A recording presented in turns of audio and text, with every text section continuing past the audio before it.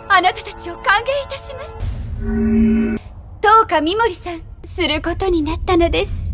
クソったれじゃあなってくたばれクソ女神覚悟しておけ。Hai teman-teman sekalian, gimana kabarnya? Mimin berharap teman-teman yang menonton video ini dalam keadaan sehat. Dan pada episode kali ini, Anul Story akan membawakan alur cerita dari serial anime Summer 2024 yang berjudul Hazure wa Kuno Jota Ijo Skill Desekyo ni Nata Orega Subete wo Jurin Surumade. Di anime ini menceritakan murid satu kelas yang dipindahkan ke dunia isekai oleh sang dewi. Mereka pun mendapatkan skill yang luar biasa. Namun ada satu siswa yang bernama Touka Mimori yang mendapatkan skill ampas, dan dia berada di peringkat paling bawah yaitu rang E. Karena skillnya tak berguna, jadi ia pun dibully oleh teman-teman satu kelasnya. Bahkan sang dewi membuangnya ke menjara bawah tanah. Merasa kesal dengan semua itu, Touka pun berniat balas dendam kepada sang dewi dan teman-teman yang menghinanya. Nah, daripada penasaran gimana kelanjutannya, mending langsung saja ke alur ceritanya. Tapi sebelum itu, Mimin meminta untuk subscribe dan dukung channel ini agar Mimin selalu semangat menceritakan alur cerita anime yang menarik untuk kalian tonton.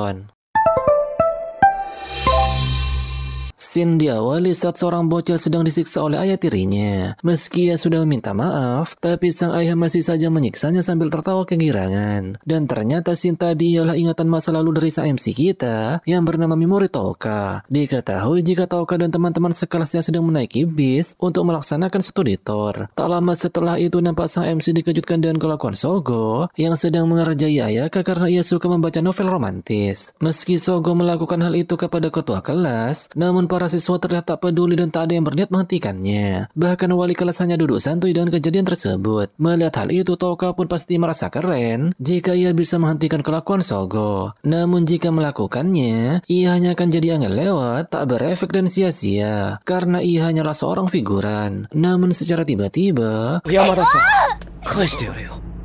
melihat Touka yang mencoba menghentikannya, jelas saja Sogo langsung tertawa karena sang MC ingin bersikap sok keren. Dan tak lama kemudian, seorang murid bernama Takuto minta Sogo untuk membalikan novel itu. Ia pun berkata jika Sogo bebas melakukan apapun kepada Touka, namun ia harus mengembalikan novel itu kepada ketua kelas karena ia tak suka hal seperti itu. Sogo yang nurut pada perkataan Takuto pun langsung mengembalikan novel itu kepada ketua kelas. Setelah duduk di kursinya, ia lagi-lagi mengganggu teman sekelasnya yang bernama Yasu. Beruntung kali ini wali kelas menghentikannya karena ia merasa repot jika ada murid yang bundir. Setelah itu sang MC memikirkan jika perbuatannya tadi bukanlah gaya seorang figuran. Namun tak lama kemudian hal mengejutkan pun terjadi. Kejadian ini jelas saja membuat para murid merasa terkejut. Dan ternyata orang yang memanggil mereka ke tempat yang bernama Alion ini ialah dewi yang bernama Vicious. Setelah menyambut mereka, sang dewi pun menjelaskan jika setiap kali Raja Iblis Agung muncul, ia akan memanggil para pahlawan dari dunia lain. Diketahui jika 200 tahun yang lalu, berkat upaya para pahlawan, kejahatan besar berhasil dikalahkan. Namun setelah sekian lama Raja Iblis Agung kembali bangkit. Sang dewi juga berkata jika para murid merupakan pahlawan yang terpilih. Oleh karena itu ia pun memohon untuk meminjamkan kekuatan mereka untuk yang kedua kalinya. Setelah mendengar hal itu, para murid nampak panik karena masih tak percaya dengan kejadian ini. Wali kelas pun menenangkan mereka dan akan meminta sang dewi untuk menjelaskannya. Setelah melihat keadaan sekitarnya, yang terdapat ruangan luas berlapis batu, tempat api kuno, prajurit dengan pedang dan tombak, serta dewi dengan mata emas, sang MC pun mulai menyadari jika tempat ini benar-benar berada di dunia lain. Setelah mengetahui jika sang dewi ingin para murid mengalahkan sosok yang disebut Raja Iblis Agung, Takuto lalu menanyakan apa yang terjadi jika mereka tak mau melakukannya. Dan ternyata jika tak bisa mengalahkan Raja Iblis Agung, maka mereka tak akan bisa kembali ke dunia asalnya. Karena melakukan pemanggilan terbalik, membutuhkan bahan sihir khusus yang disebut elemen jahat. Dan diketahui ada dua cara untuk mendapatkan bahan itu. Yang pertama mendapatkan jantung Raja Iblis Agung yang merupakan sumber elemen Raja Kejahatan. Dan kedua mengambil elemen jahat yang dilepaskan Raja Iblis Agung ketika ia dikalahkan dan memasukkannya ke dalam kalung yang telah disediakan. Setelah mendengar hal itu, Sogo pun nampak kesal karena semua itu tetap saja sesuai keinginan sang dewi. Setelah sang dewi berlutut memohon kepada mereka, nampak Ayaka menjelaskan jika para murid hanyalah manusia biasa. Meski disebut sebagai pahlawan penyelamat, namun mereka dirasa tak bisa membantu apa-apa. Dan saat mendengar hal itu, sang dewi pun langsung menenangkannya karena mereka memiliki kekuatan yang tak dimiliki manusia lain. Meski sang dewi berkata hal demikian, namun Touka mempunyai firasat buruk tentang hal ini. Setelah itu nampak sang dewi meminta bawahannya untuk mengeluarkan pria gelandangan dan seekor monster. Dan tak disangka mereka kemudian melepaskan monster itu untuk menerkam pria tersebut. Melihat hal itu jelas saja para murid merasa histeris dibuatnya. Dan sesaat kemudian, setelah memperlihatkan sihir barusan, nampak sang dewi akan mengungkapkan skill tersembunyi mereka. Para murid diminta maju satu persatu dan meletakkan tangannya di atas bola kristal yang telah disiapkan. Dan saat giliran Sogo, nampak kristal itu mengeluarkan cahaya merah yang sangat terang. Melihat hal itu, sang dewi pun nampak senang karena hal ini sangat luar biasa. Meski tak mengetahui apa yang terjadi, namun Sogo merasa jika hasilnya sangat bagus. Ia pun mulai bersemangat dan akan menjadi pahlawan bagi mereka. Dan hal mengejutkan tak sampai di situ, karena saat giliran Takuto nampak kristal penilaian bersinar sangat terang sampai membuatnya pecah. Melihat hal itu, sang dewi pun langsung memberinya tepuk tangan karena ia merupakan rang S alias spesial dan memiliki peringkat tertinggi. Melihat hal itu, Sogo pun nampak kesal. Meski ia memiliki rang, namun lagi-lagi dirinya kalah dengan Takuto. Dan ia pun sadar jika memang susah jika lawannya ialah Takuto. Dan ternyata tak hanya Takuto yang memiliki rang S, karena ada sang ketua kelas Ayaka juga berada di peringkat tersebut. Di sana juga ada Takao bersaudara yang berada di jajaran teratas. Sang adik yang bernama Takao Itsuki berada di rang A, sedangkan sang kakak yang bernama Takao Hajiri berada di peringkat S. Melihat hal itu, sang dewi pun nampak sangat gembira karena tak hanya ada satu rang S, bahkan sampai ada 3. Karena hal itu ia merasa jika pemanggilan ini adalah yang terbaik. Dan selanjutnya giliran sang MC. Murasaki. Melihat sinar yang dikeluarkan kristal itu sangat redup, jelas saja membuat Touka merasa heran. Sang dewi yang mengetahui hal itu pun nampak tak menghiraukan Touka, dan malah mempersilahkan murid selanjutnya untuk maju. Melihat dirinya diabaikan, jelas saja Touka nampak murung karena ia dianggap tidak ada. Dan bahkan di dunia lain pun ia tak bisa menjadi istimewa. Bersamaan dengan itu, nampak sang dewi merasa terkejut karena kristal penilaian Yasu mengeluarkan cahaya yang begitu pekat. Ia pun merasa jika Yasu seperti pahlawan kegelapan terkuat. Mendengar hal itu, nampak ia sudah tatapan feel lain berkata jika ia sudah menduga hal ini akan terjadi. Setelah itu, sang dewi pun memberitahukan bagaimana cara mengecek status mereka. Setelah membuka statusnya, nampak statistik sang MC sangat rendah karena ia hanya larang E. Diketahui juga jika ia memiliki skill khusus abnormal, skill paralysis, skill potion, dan skill sleep untuk membuat lawannya tidur. Setelah menjelaskan perihal status dan skill mereka, nampak Sogo berkata jika penjelasan sang dewi terlalu panjang dan membosankan. Melihat kelakuan Sogo, wali kelas pun menegurnya. Namun Sogo malah kesal karena wali kelas yang berperingkat D berani menyuruhnya yang berperingkat A. Setelah itu nampak sang dewi memberitahukan jika ia akan melakukan upacara penting. Dan secara mengejutkan ia minta bawahannya untuk menyeret Touka ke suatu tempat. Sang dewi pun memberitahukan jika memori Touka memiliki peringkat E yang merupakan peringkat terendah dari semua pahlawan. Diketahui jika dulu pahlawan dengan peringkat terendah selalu menjadi beban bagi pahlawan yang lebih tinggi. Oleh karena itu ia pun memutuskan jika pahlawan peringkat E akan dibuang. Mendengar hal itu, jelas saja sang MC merasa terkejut karena pahlawan lain akan terkejut dan merasa tak nyaman jika Touka tiba-tiba dibuang. Oleh karena itu, sang dewi akan memberinya kesempatan dengan memindahkan Touka ke reruntuhan. Dan jika ia bisa keluar dengan selamat, maka Alien akan memberinya hak untuk hidup. Diketahui juga jika nama reruntuhan itu ialah reruntuhan pembuangan. Mendengar hal itu, jelas saja Touka merasa panik dan memberitahukan jika ia mempunyai skill khusus yang bernama abnormal yang mampu menerapkan kelumpuhan dan racun pada targetnya. Namun saat mendengar hal itu, sang dewi pun menjelaskan jika skill abnormal seperti itu tak ada gunanya di dunia ini. Karena tingkat keberhasilan skill itu sangat rendah, bahkan pada monster kelas rendah sekalipun. Terlebih lagi efeknya sangat lemah dan durasinya terlalu singkat. Dengan kata lain, skill milik Touka termasuk dalam kategori skill sampah. Setelah sang dewi terus-terusan merendahkannya, Touka yang kesal pun berkata jika dia seenaknya memanggil kemari, dan seenaknya juga menjadikannya pahlawan. Namun sekarang dirinya malah dibuang. Di tengah Touka yang membela diri, nampak Takuto dan teman-teman yang lain mendukung keputusan sang dewi dan meminta sang MC untuk segera pergi dari tempat ini. Bersamaan dengan itu nampak Yasu memegang pundaknya. Touka pun merasa jika Yasu akan menolongnya, sama seperti saat ia menolong Yasu di dunia sebelumnya. Namun sayangnya, Yasu malah ikut-ikutan merendahkan Touka yang berperingkat rendah. Setelah mengatakannya pahlawan buangan, nampak sang dewi akan memulai upacara untuk memindahkan sang MC ke reruntuhan pembuangan. Namun sebelum itu, sang dewi memberinya kantong kulit amulet kecil yang disebut item unik, karena setiap pahlawan yang dipanggil ke Alion akan mendapatkan item tersebut. Diketahui jika batu permata itu dituang energi sihir, maka ia akan bersinar. Namun sebelum sang dewi melanjutkan penjelasannya, Ayaka secara tiba-tiba menolak keinginan sang dewi yang ingin membuang Touka. Tapi sesaat kemudian, setelah membuat Ayaka pingsan, sang dewi pun berkata agar mereka melihat ke arah pahlawan buangan, karena ia adalah orang yang tak berguna atau bisa disebut sang pecundang. Berbeda dengan mereka yang merupakan pahlawan sekaligus sang pemenang. Dan akhir yang tragis adalah takdir bagi para pecundang. Setelah mendengar hal itu, sang MC pun kehilangan kesabaran dan berbuat hal demikian. Burena. Namun sayangnya serangan paralis itu tak mempan terhadap sang dewi. Di tengah sang MC yang merasa terkejut, sang dewi pun menjelaskan jika ia memiliki skill Dispel Bubble, yaitu pelindung yang selalu diterapkan pada dewi. Dan skill itu secara otomatis menangkal mantra abnormal secara mutlak. Dan lagi-lagi, sang dewi kembali menghina Touka yang berperingkat S sekaligus seorang pecundang. Bersamaan dengan itu, nampak Takuto mencoba sihir yang bernama Dragonic Buster. Meski ia melepaskan sihir itu dan lemah, namun ledakan yang dihasilkan cukup besar. Setelah meminta maaf karena mengeluarkan skill itu tiba-tiba, sang dewi pun berkata agar Takuto melakukannya dengan sangat hati-hati. Bersamaan dengan Touka yang akan dipindahkan ke reruntuhan pembuangan, nampak murid yang lain mulai menghina keberadaan yang merupakan tokoh figuran. Meski murid yang lain menghina keberadaan Touka, namun dua bersaudara Takao malah menganggap jika mereka semua adalah sampah. Setelah itu, sang dewi pun mempersilahkan Touka untuk mengucapkan kata-kata terakhirnya. Di tengah sang MC yang menangis, ia mengingat kembali saat dirinya masih kecil. Diingatan itu entah mengapa ada dua bocil Touka. Nampak Touka yang satu sedang menangis, sedangkan Touka yang satunya nampak tegar dan memiliki tatapan dingin. Setelah menjambak Touka yang cengeng, Touka yang dingin itu pun berkata agar dia segera menunjukkan dirinya yang sebenarnya, yaitu saat ia membunuh sifat aslinya yang lemah. Dan sesaat kemudian,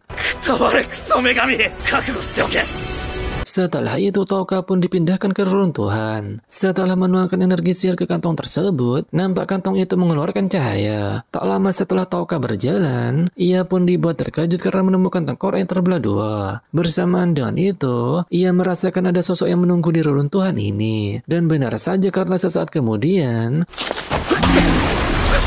beruntung ia tersandung sehingga tak sengaja menghindari serangan monster itu. Touka yang panik pun bergegas lari, namun monster itu terus-terusan mengejarnya. Ia pun sadar jika musuhnya kali ini berada di tingkatan yang berbeda. Terlebih lagi, jika monster itu benar-benar memiliki niat membunuh. Meski meneteskan air mata, namun Touka beranggapan jika hal ini bukan karena sedih ataupun takut. Dan setelah terjatuh, Touka pun sadar jika ia meneteskan air mata karena sangat kesal setelah mengingat sang dewi dan teman-teman sekelasnya yang telah menghina dirinya. Dan di saat ia merasa jika hidupnya telah berakhir, terlebih lagi ia memiliki skill dan status sampah, namun lagi-lagi ia mengingat perkataan teman-temannya yang terus-terusan menghinanya. Dan sesaat kemudian,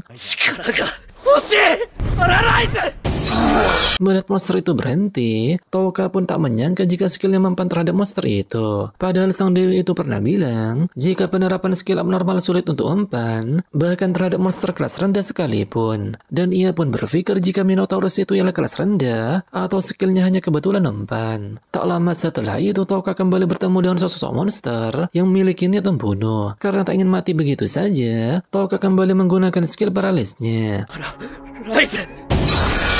Melihat skillnya kembali mempan, Touka pun merasa jika hal ini bukanlah kebetulan semata, melainkan skillnya memang benar-benar berbeda dengan sistem sihir di dunia ini. Dan setelah memeriksa statusnya, nampak nilai MP atau energi sang MC hampir habis. Dan setelah menggunakan skill racun, ia pun nampak terkejut karena skill paralysis bisa dikombinasikan dengan skill yang lain. Dan sekarang nampak energi sang MC benar-benar tersisa 0. Dan ia pun berpikir bagaimana jika ia terus-terusan menggunakan skill abnormalnya. Tak lama kemudian nampak Minotaurus tiba-tiba datang, yang membuat Touka beranggapan jika efek paralysis tadi sudah menghilang. Ia juga merasa jika di saat genting seperti ini, biasanya akan ada yang membantu. Namun saat mengatakan hal itu, Touka kembali mengingat kenangan pahit saat sang dewi dan teman-temannya yang menginginkan dirinya mati. Terlebih lagi sang ayah tiri yang terus-terusan menyiksanya, yang membuat ia ingin membasminya. Touka juga merasa jika ia bukanlah seorang pahlawan, dan tak akan ada yang mau menolong tokoh figuran seperti dirinya. Oleh karena itu, ia akan membunuh untuk bertahan hidup, dan akan menginjak-injak mendidik mereka yang telah menghinanya. Namun sayangnya skill paralysis milik Touka tak mempan, karena ia dilarang melepaskan skill secara berulang pada target yang sama. Mengetahui hal itu, Touka pun langsung menggunakan skill tidur ke monster tersebut. Setelah skill itu berhasil, nampak Touka langsung mengeluarkan skill potion. Merasa dirinya sangat kelelahan, Touka pun merasa jika rasa lelah ini karena konsumsi MP-nya yang semakin habis. Karena para monster terus-terusan berdatangan, jadi Touka pun akan bertaruh entah MP-nya yang habis duluan atau mereka duluan yang terkena efek skillnya. Dan sesaat kemudian,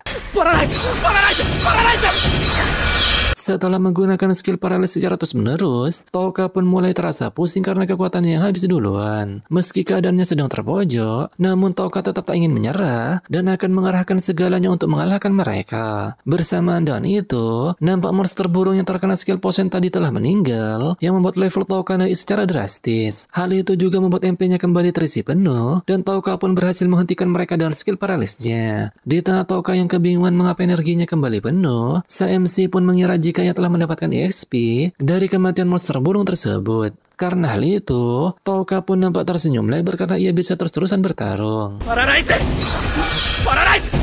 Karena terus-terusannya pump skill paralysisnya, skill itu pun naik ke level 2. Dan sekarang Touka bisa menargetkan banyak musuh sekaligus. Ia pun sadar jika skillnya mungkin saja tak berefek kepada Dewi. Namun setelah masuk reruntuhan, tingkat keberhasilannya pun menjadi 100%. Setelah itu nampak Touka kembali menggunakan skill paralysisnya. Namun sayangnya ia tak bisa menimpa skill yang sama. Oleh karena itu, ia pun mulai pump skill potion ke para monster yang ada di sana, yang membuat skill potionnya meningkat ke level 2. Dan juga mulai sekarang, Touka hanya melihat para monster sebagai poin EXP untuk kenaikan levelnya. Setelah itu, nampak Touka memeriksa statusnya. Meski ia telah naik ke level 258, namun HP dan yang lainnya tak naik secara signifikan, dan hanya MP yang naik secara drastis. Tapi meski begitu hal ini sangat menguntungkan, karena MP dipakai sebagai konsumsi skill khusus. Tak lama kemudian nampak para monster yang terkena potion mulai mati satu persatu. Hal itu tentu saja membuat level MC kembali naik secara drastis. Bahkan MC sekarang pump skill slipnya untuk menaikkan skill itu ke level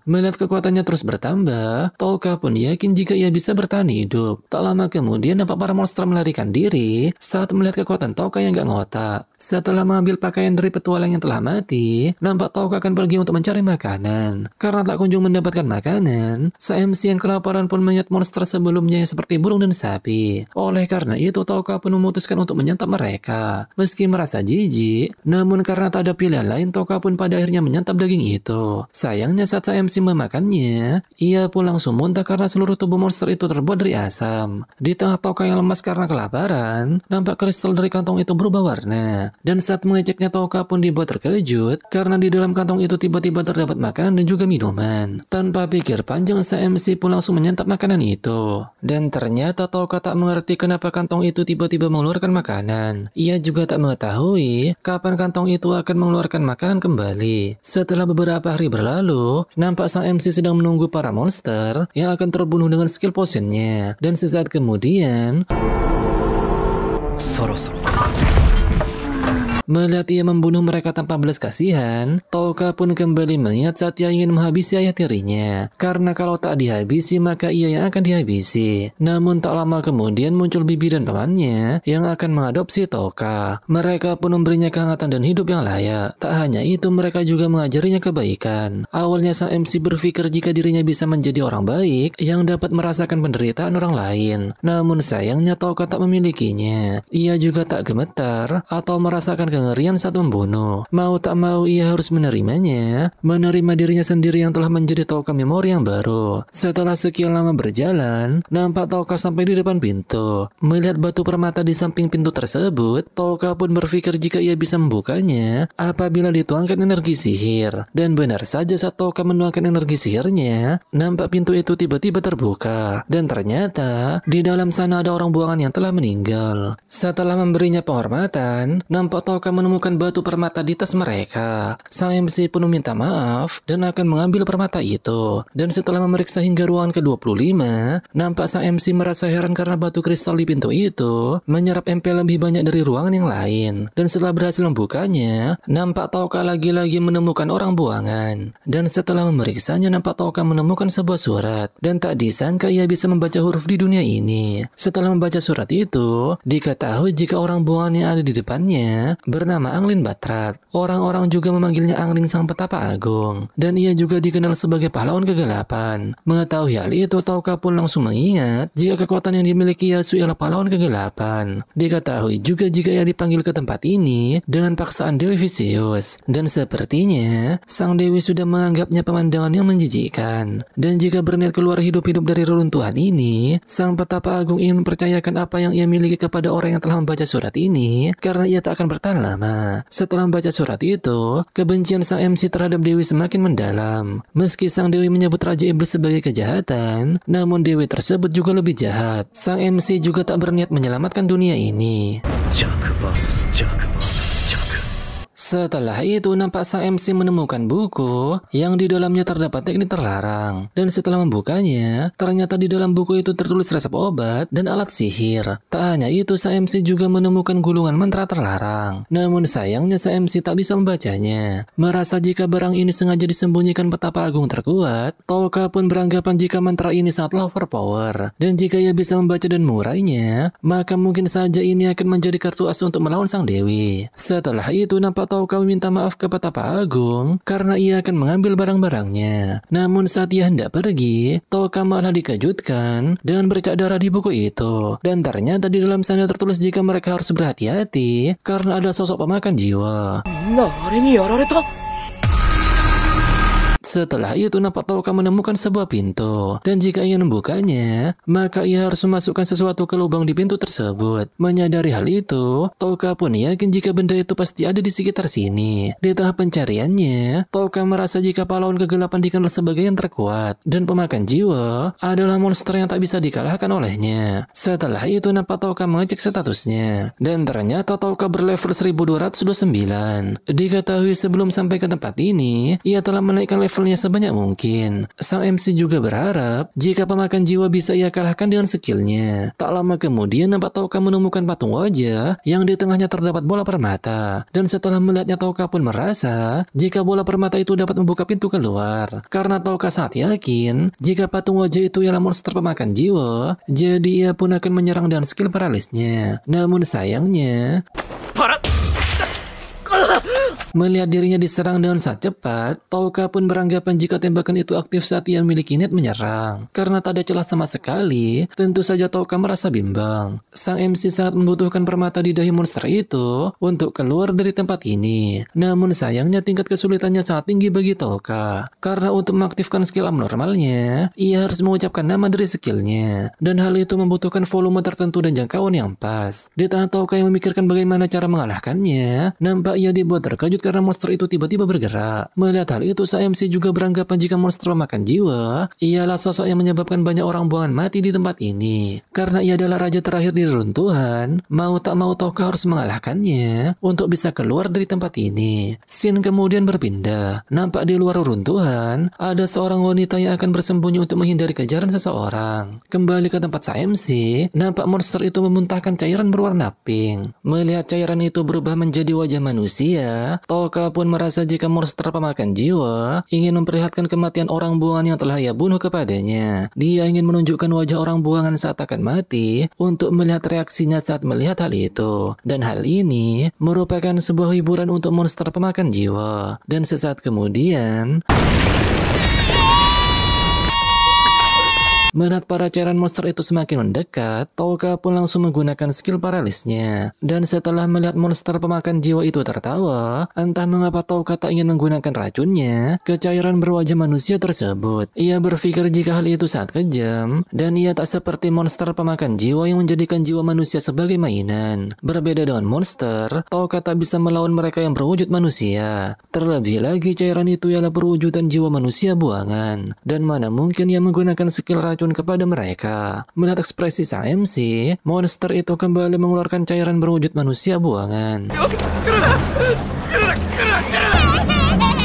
Touka pun terlihat sangat histeris, serta meminta mereka menjauh dan menghentikan kegilaan ini. Melihat ekspresi monster pemakan jiwa yang sangat senang, Touka pun beranggapan jika dia merasakan keputusasaannya. Monster itu nampak sangat menikmati momen ini, terlebih lagi sang MC seakan sangat putus asa sampai-sampai mengeluarkan air mata. Dan di saat perasaannya tersampaikan, yang membuat monster itu hanyut ke dalam kenikmatan, namun sesaat kemudian... Saiko. Paralyze. Dan ternyata ekspresi sang MC yang tadi hanyalah sandiwara belaka. Touka berbuat demikian karena ingin monster itu lengah dan tak menyadari jika ia sedang merencanakan sesuatu. Melihat ekspresi monster itu yang terkejut, ia pun beranggapan jika kelemahan fatal dari mereka yang kuat dan arogan, yaitu saat mereka pikir lebih unggul dari lawannya. Lalu saat merasa hampir menang, mereka akan lengah. Bersamaan dengan itu, napas skill paralysnya meningkat ke level 3. Merasa jika dirinya pandai berakting, Touka pun memakluminya karena bertahun-tahun ia mencoba menjadi tak berbahaya dan menjadi orang yang baik. Ia bahkan menipu dirinya sendiri sampai di titik ia merupakan dirinya yang sebenarnya. Dan ia sudah memerankan memori Touka, si tokoh pinggiran yang baik hati dan biasa saja sejak lama. Meski para monster terbuat dari jiwa orang-orang buangan, namun ia tak akan berbelas kasih. Touka juga berkata jika kejahatan dibalas kejahatan, membunuh dibalas membunuh, dan ia akan melawan semua itu. Setelah mendekati monster pemakan jiwa, Touka pun meremehkannya karena ia kalah hanya dengan satu kali serangan dari orang buangan terlemah. Dan setelah puas mencaci monster itu, hal ini pun terjadi. Poison. Sleep. Setelah berhasil mengalahkannya, nampak jiwa-jiwa yang dimakan monster itu keluar. Mereka pun nampak senang dan berterima kasih kepada Touka karena telah mengalahkan monster itu. Petapa Agung juga memohon agar Touka mengalahkan Dewi Vicious. Dan setelah itu mereka pun menghilang. Meski tak memiliki kewajiban untuk menerima permintaan itu, namun sang MC akan memastikan jika Dewi itu akan mendapatkan balasannya. Dan pada akhirnya, sang MC pun berhasil keluar dari runtuhan pembuangan. Jana. Nah, itu dia alur cerita episode pertama dan kedua dari anime Hazurewaku no Joutai. Anul Story akan menceritakan episode ketiga minggu depan, karena anime ini merupakan anime terbaru yang rilis setiap minggu. Dan sampai jumpa di alur cerita selanjutnya, dan terima kasih sudah menonton. Bye-bye.